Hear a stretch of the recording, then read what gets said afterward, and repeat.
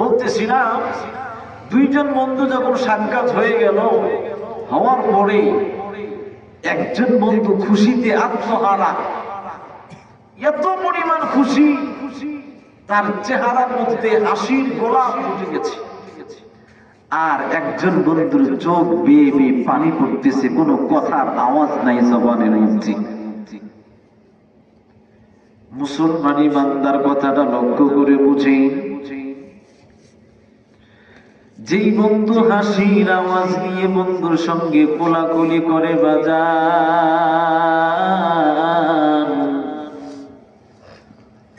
বুকের মধ্যে বন্ধুকে জড়ায় গেছে, এত পরিমাণ হাসি তার জবান দিয়ে বের হচ্ছে বাজার, বন্ধুকে বারবার বুকের মধ্যে টেনে নিচ্ছে আর আদর করতেছে। এ বন্ধু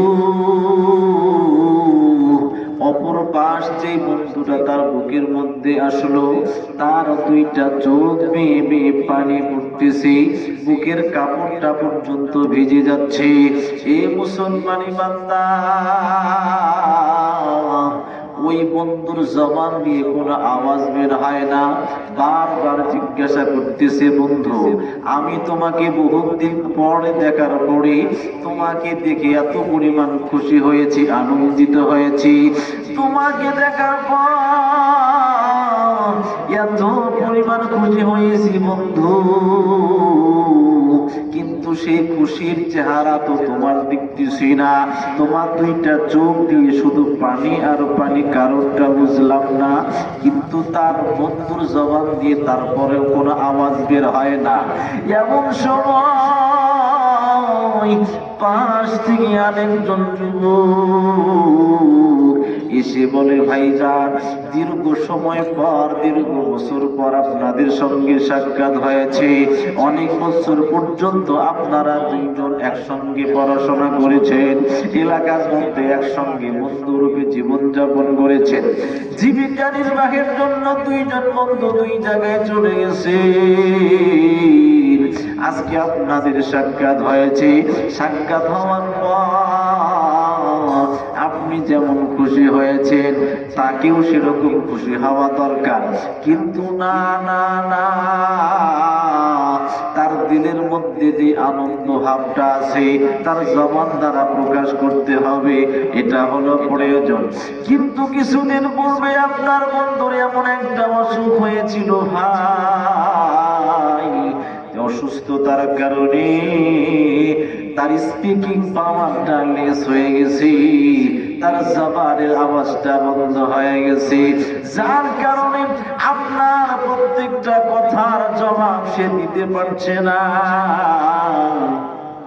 তার দিলের মধ্যে যে আনন্দ ভাবটা আছে ওই ভাবটা আপনার সামনে প্রকাশ করতে পারতেছে না, বিধায় সে অনেক বেশি পরিমাণে কান্না করতেছে।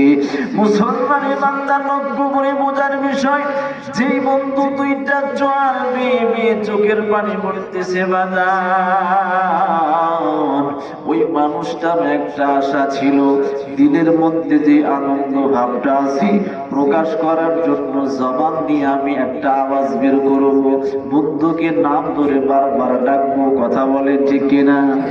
এই ক্ষমতা কি তার মধ্যে আছে নাকি বলেন?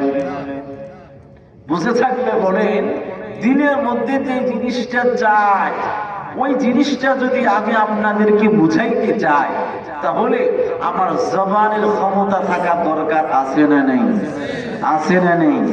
আমি যে মাঝে মাঝে আপনাদেরকে প্রশ্ন করতেছি, এই প্রশ্নের জবাব যদি আপনারা দিতে চান, তাহলে কথা বলার ক্ষমতা জবানের মধ্যে থাকা দরকার আছে না নেই? আছে না নেই? এখন আপনাদের কাছে প্রশ্ন, কুওয়াতে তাকাল্লুম, স্পিকিং পাওয়ার যেটাকে বলা হয়, কথা বলার ক্ষমতা, এটা আল্লাহ তাআলার পক্ষ থেকে ছোট নিয়ামত নাকি বড় নিয়ামত? কথা কয় না, ছোট নিয়ামত নাকি বড় নিয়ামত?